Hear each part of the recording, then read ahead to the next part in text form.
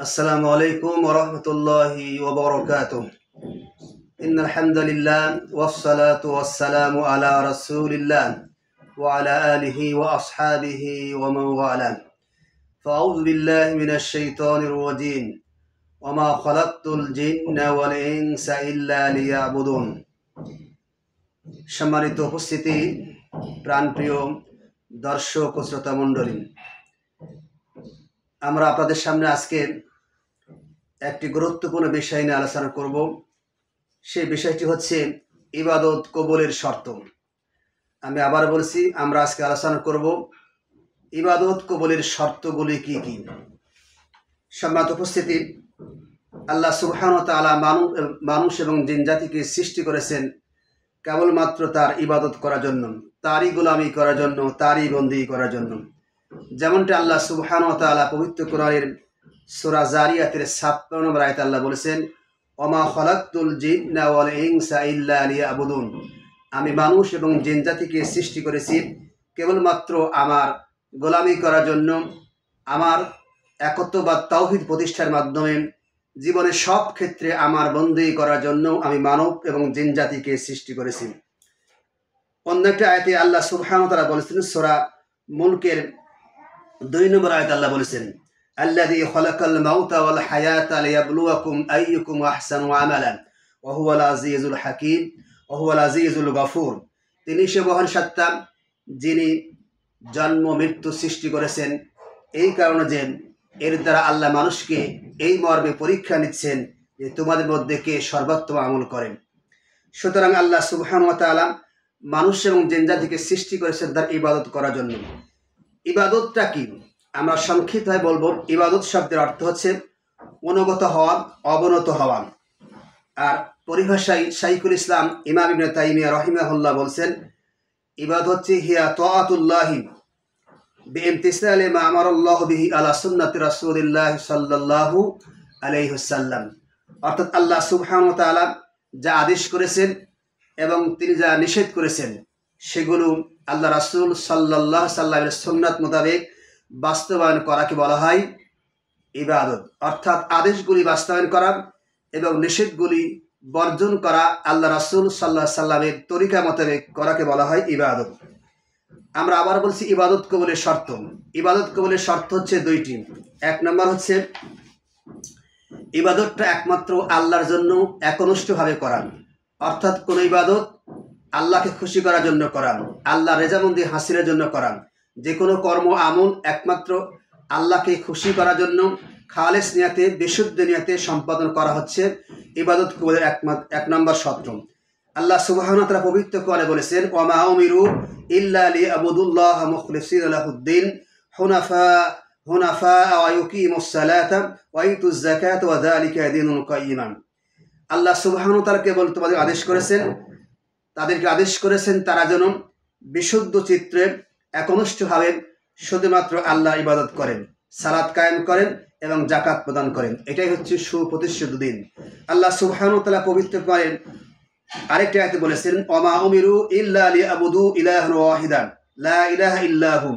তোমরা সেই একক মাবুদের তোমরা গোলামি করো যিনি তোমাদেরকে একনিষ্ঠভাবে তার গোলামি করতে আদেশ করেছেন। আল্লাহ সুবহানাহু ওয়া তাআলা পবিত্র কোরআন সূরা জুমারের 11 নম্বর আয়াতে আল্লাহ বলেছেন, কুল ইন্নী উমিরতু আন আ'বুদাল্লাহ মুখলিসান লাহুদ্দিন।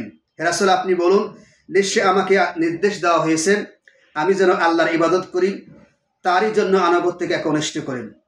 আল্লাহ সুবহানাহু ওয়া তাআলা সূরা জুমারের 14 নম্বর আয়াতে বলেছেন, কুলিল্লাহা আ'বুদু মুখলিসান লাহু দীন। হে রাসূল, আপনি বলুন, আমি আল্লাহর ইবাদত করি, তারই জন্য আমার আনুগত্যকে একনিষ্ঠ করি। সুতরাং একনিষ্ঠ হয়ে একনিষ্ঠ চিত্রে, বিশুদ্ধ চিত্রে যেই ইবাদত করা হয় সেই ইবাদতটাই আল্লাহর কাছে গ্রহণযোগ্য হয়। অর্থাৎ ইখলাসের সঙ্গে যে ইবাদত করা হবে, বিশুদ্ধ চিত্রে আনুগত্যকে একমাত্র আল্লাহর জন্য নির্দিষ্ট করে সকল প্রকার প্রদর্শন ইচ্ছা বর্জন করে ইবাদত করলে সে ইবাদতটা কবুল করা হয়। একনিষ্ঠতা তথা ইখলাস, বিশুদ্ধ চিত্রে ইবাদত করা গুরুত্ব অত্যন্ত বেশি। মনে রাখতে হবে, কোনো ইবাদত বন্দেগী যদি বিশুদ্ধ চিত্রে করা না হয় সেটা আল্লাহর কাছে গ্রহণযোগ্য হবে না, বরং সেই ইবাদতটা ইখলাস শূন্য, বিশুদ্ধ চিত্র, বিশুদ্ধ নিয়ত শূন্য ইবাদতটা এটা আল্লাহর নিকট মূল্যহীন হয়ে যায়। এই জন্য আল্লাহ সুবহানাহু ওয়া তাআলা পবিত্র কোরআনে বলেছেন, ওয়াকাদিমনা ইলা মা আমিলু মিন আমালিন ফাজআলনাহু হাবাআন মানসুরা। আমি তাদের কৃতকর্মের প্রতি মনোনিবেশ করব, অতঃপর সেগুলিকে বিক্ষিপ্ত ধূলিকণা রূপে আমি সেগুলি হাবা মানসুরা বিক্ষিপ্ত ধুলা কণিকা রূপে আমি সেগুলি করে দেব। সুতরাং যে কোনো ইবাদত যদি আল্লাহর জন্য না করা হয় তাহলে সে আল্লাহর কাছে মাকবুলযোগ্য অবশ্যই হবে না। আল্লাহ পবিত্র কোরআনে বলেছেন যে কুল ইন্নামা আনা বাশারুম মিসলুকুম, হে রাসূল আপনি বলুন আমি তোমাদের মতো একজন মানুষ। ইউহা ইলাইয়া আন্নামা ইলাহুকুম ইলাহু ওয়াহিদ, তবে আমার কাছে ওহী আসে, আমাকে ওহীর মাধ্যমে আদেশ করা হয়েছে যে নিশ্চয়ই তোমাদের রব, তোমাদের ইলাহ একজন। ফামান কানা ইয়ারজু লিকা রাব্বিহি, সুতরাং যে ব্যক্তি তার রবের সঙ্গে সাক্ষাৎ করতে চায় ফালিয়ামাল আমালান সালিহা, সেজন্য প্রদর্শন ইচ্ছা মুক্ত রিয়া মুক্ত নেক কর্ম করেন। ওয়ালা ইউশরিক বিইবাদাতি রাব্বি আহাদা, এবং আল্লাহর ইবাদতের সঙ্গে কাউকে যেন শরীক না করেন। ইখলাস এমন একটি গুরুত্বপূর্ণ বিষয়, অর্থাৎ বিশুদ্ধ চিত্তে ইবাদতবন্দি করা এমন একটি গুরুত্বপূর্ণ বিষয় যে সেটা যদি ঠিক না থাকে, সেটা যদি ভুল হয়, অর্থাৎ নিয়াতের সামান্য গলদ থাকে, তাহলে অবশ্যই সেই ব্যক্তি অবশ্যই জাহান্নামে প্রবেশ করবেন। একটি লম্বা হাদিস, যে হাদিসটি আমরা শুধু সংক্ষিপ্তভাবে বলছি, সেটি হচ্ছে কিয়ামতের দিন আল্লাহ সুবহানাহু ওয়া তাআলা 3 শ্রেণীর মানুষকে সর্বপ্রথম জাহান্নামে দিবেন। তার মধ্যে এক শ্রেণী হচ্ছে আলেম, এক শ্রেণী হচ্ছে শহীদ, আরেক শ্রেণী হচ্ছেন দানবীর। এই 3 শ্রেণীর মানুষকে আল্লাহ জাহান্নামে দিবেন তাদের নিয়াতের গলদের কারণে, অর্থাৎ তারা সেই কাজটি করেছে, অর্থাৎ আলেম এলম অর্জন করেছেন, এলম বিতরণ করেছেন, শিক্ষা অর্জন করেছেন, মানুষকে এলম শিক্ষা দিয়েছে সবগুলি দুনিয়া পাওয়ার জন্য। সুতরাং তার সেই আমলের কারণে আল্লাহর কাছে প্রতিদান পাবে না, ইখলাস ঠিক না থাকার কারণে, নিয়াত বিশুদ্ধ না হওয়ার কারণে। ঠিক অনুরূপভাবে একজন শহীদ আল্লাহর রাস্তায় জিহাদ করেছেন নিজের বীরত্ব প্রকাশ করার জন্য, তার ইখলাস ঠিক না থাকার কারণে, তার নিয়াত বিশুদ্ধ না হওয়ার কারণে তার আমলটা আল্লাহর কাছে গ্রহণযোগ্য হবে না। অনুরূপভাবে একজন দানশীল ব্যক্তি দান করেছে নিজেকে দানবীর বলে প্রকাশ করার জন্য, ফলে তার দানটা আল্লাহর কাছে মাকবুল হবে না। ফলে এই 3 ব্যক্তিকে আল্লাহ সুবহানাহু ওয়া তাআলা উপর করে জাহান্নামে নিক্ষেপ করবেন। কারণ একটাই, তাদের ইখলাসটা ঠিক ছিল না, তাদের নিয়াতটা ঠিক ছিল না, তাদের বিশুদ্ধ চিত্তে আমলটি করতে পারে নাই। প্রিয় ভাইরা আমার, ইবাদত কবুলের 1 নম্বর শর্ত আমরা বললাম, ইখলাসের সঙ্গে ইবাদতটা আমলগুলি করা। ইবাদত কবুলের 2 নম্বর শর্ত হচ্ছে ইবাদতটা অবশ্যই আল্লাহ রাসূল সাল্লাল্লাহু আলাইহি সাল্লামের শরীয়ত মোতাবেক হতে হবে।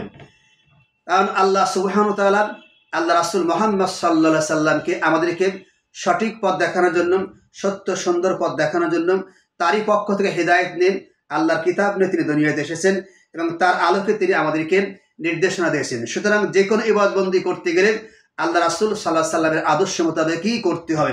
আল্লাহ পবিত্র কোরআনে বলেছেন, লাকাদ কানা লাকুম ফি রাসূলিল্লাহি উসওয়াতুন হাসানা, অবশ্যই তোমাদের মধ্যে রয়েছে, অর্থাৎ তোমাদের জন্য মুহাম্মদ সাল্লাল্লাহু আলাইহি সাল্লামের মধ্যে রয়েছে সর্বোত্তম আদর্শ। আল্লাহ সুবহানাহু ওয়া তাআলা পবিত্র কোরআনে সূরা হাশরে বলেছেন, মা আতাকুমুর রাসূল ফাখুযুহু ওয়া মা নাহাকুম আনহু ফান্তাহু, আল্লাহ রাসূল তোমাদের জন্য যা নিয়ে এসেছেন তোমরা সেটা গ্রহণ করো, আর তিনি যেটা করতে নিষেধ করেছেন সেটা তোমরা বর্জন করো। আল্লাহ পবিত্র কোরআনে সূরা আন-নিসায় বলেছেন, ফালা রাব্বিকা লা ইউমিনুনা হাত্তা ইউহাক্কিমুকা ফীমা শাজারা বাইনাহুম সুম্মা লা ইয়াজিদু ফি আনফুসিহিম হারাজাম মিম্মা কাদাইতা ওয়া ইউসাল্লিমু তাসলিমা। অর্থাৎ আল্লাহ সুবহানাহু ওয়া তাআলা নিজেই তার সত্তার কসম করে বলছেন যে সেই ব্যক্তি প্রকৃত অর্থে কখনো মুমিন হতে পারবে না, আল্লাহর প্রতি বিশ্বাস স্থাপনকারী হতে পারবে না, যে পর্যন্ত আপনাকে তাদেরই মধ্যকার তাদের অভ্যন্তরীণ সকল বিবাদের ক্ষেত্রে আপনাকে সিদ্ধান্তকারী ফয়সালাকারী না মানবেন। অর্থাৎ আপনাকে বিচারক বা ফয়সালাকারী না মানা পর্যন্ত তারা কখনো প্রকৃত মুমিন হতে পারবে না, এবং তুমি যে ফয়সালা দিলেন সেই ফয়সালার সামনে তারা কোনো সন্দেহ ছাড়া অত্যন্ত দৃঢ়ভাবে সন্দেহাতীতভাবে তারা সেখানে আত্মসমর্পণ করবেন। এরপর আল্লাহ সুবহানাহু ওয়া তাআলা পবিত্র করেন বলছেন যে, কুল ইন কুনতুম তুহিব্বুনাল্লাহ, হে রাসূল আপনি আপনার উম্মতকে জানান যদি তোমরা সত্যিকার অর্থে আল্লাহর ভালোবাসা পেতে চাও তাহলে অবশ্যই ফাত্তাবিউনি, তোমরা অবশ্যই আমার আনুগত্য করবেন। ইউহিব্বুকুমুল্লাহ, তাহলে আল্লাহ তোমাদের ভালোবাসবেন, ওয়া ইয়াগফির লাকুম যুনুবাকুম, এবং তোমাদের সমস্ত অপরাধগুলো আল্লাহ ক্ষমা করে দিবেন। সুতরাং আল্লাহ রাসূলের আনুগত্য করা ছাড়া, অর্থাৎ যে কোনো ইবাদত, নামাজ, রোজা, হজ, যাকাত, ঘর সংসার, দেশ সমাজ, রাষ্ট্র সব কিছুর ক্ষেত্রে আল্লাহ রাসূল সাল্লাল্লাহু আলাইহি ওয়াসাল্লামের নির্দেশনা, তার তরিকা, তার সুন্নাহ মোতাবেক আমল না করলে সে আমলটা গ্রহণযোগ্য হবে না। আরেকটি আয়াতে আল্লাহ সুবহানাহু ওয়া তাআলা বলেছেন যে যে ব্যক্তি ইবাদত বন্দি করার ক্ষেত্রে আল্লাহ রাসূলের নীতি অনুসরণ করবে না, বরং কোনো আলেম, কোনো পীর সাহেব, কোনো বুজুর্গানে দ্বীন, কোনো ইমাম, কোনো খতিব, কোনো বক্তা, কোনো নেতা অথবা কোনো আমির বা প্রফেসর ইত্যাদি ব্যক্তির নীতি পালন করবে, আদর্শ পালন করবে, তার সুন্নাহ মেনে চলবেন, সেগুলি অগ্রহণযোগ্য হবেন, বাতিল হিসেবে গণ্য করা হবে। যদি কোনো ব্যক্তি নবী করিম সাল্লাল্লাহু আলাইহি সাল্লামের অনুসরণ ব্যতীত অন্য কারো অনুসরণ করতে এই সমস্ত মানুষ অনুসরণ করেন, তাহলে তার পরিণতি অত্যন্ত ভয়াবহ হবে। যেমন আল্লাহ সুবহানাহু ওয়া তাআলা পবিত্র কোরআনের সূরা নিসা 115 নম্বর আয়াতে আল্লাহ বলেছেন, ওমা ইশাকিকির রাসূল মিন বাদি মা তাবায়্যানা লাহুল হুদা, হিদায়াত সুস্পষ্টভাবে প্রকাশিত হওয়ার পরও যদি কোনো ব্যক্তি রাসূলের বিরোধিতা করেন, ওয়ায়াত্তাবি গায়রা সাবিলিল মুমিনিন, মুমিনদের পথ ছাড়া অন্য কারো পথ অনুসরণ করেন, নুওয়াল্লিহি মা তাওয়াল্লা, তাহলে সে যেদিকে যেতে চায় আমি তাকে সেই দিকেই প্রত্যাবর্তিত করিব, সেদিকে ফিরিয়ে দেব। ওয়া নুসলিহি জাহান্নাম, আর আমি তাকে জাহান্নামে নিক্ষেপ করব। ও সাত মাসিরা, আর সে জাহান্নাম কতই না নিকৃষ্ট প্রত্যাবর্তন স্থান। সুতরাং পৃথিবীতে কোনো ব্যক্তি, কোনো গোষ্ঠী, কোনো দল, কোনো নেতা, কোনো নেত্রী, কোনো ইমাম, কোনো পীর সাহেব, কোনো বুজুর্গানে দ্বীন কারো ইজম, কারো মহাদর্শ, কারো আদর্শ অনুসরণ করলে তার ইবাদত গ্রহণযোগ্য হবে না। কিয়ামতের দিন এই জন্য যারা কাফির, যাদের আমল বাতিল হয়ে যাবে, তারা আফসোস করে বলবেন, ইয়াউমা ইয়াদ্দু যালিমু আলা ইয়াদিহি, সেদিন জালিমরা তাদের নিজেদের হাত দংশন করবেন, নিজেদের হস্তদ্বয় দংশন করতে করতে বলতে থাকবেন, ইয়াকুল, তারা বলবে, ইয়া লাইতানি ইত্তাখাযতু মা'আর রাসূলি সাবিলা, হায় আফসোস, হায় দুর্ভোগ, যদি আমরা রাসূলের পথ অনুসরণ করতাম, রাসূলকে বন্ধু গ্রহণ করতাম।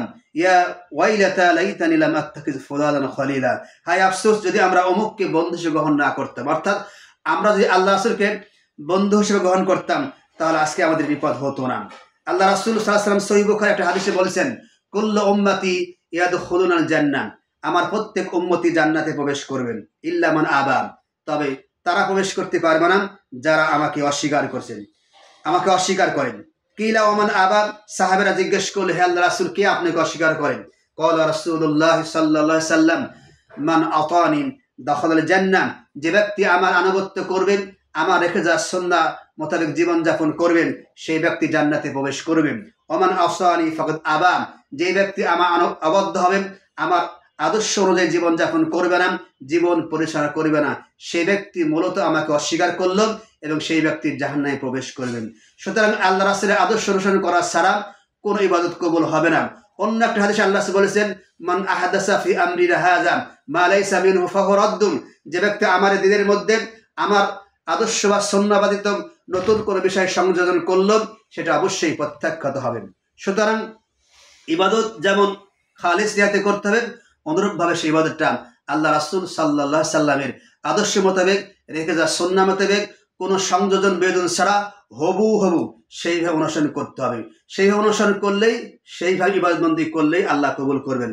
আল্লাহ আমাদের সকলকে খালিস নিয়াতে, বিশুদ্ধ চিত্রে এবং আল্লাহ রাসূল সাল্লাল্লাহু আলাইহি সাল্লামের তরিকা মোতাবেক সকল আমল করার তৌফিক দান করুক, সবাই মিলে আমিন।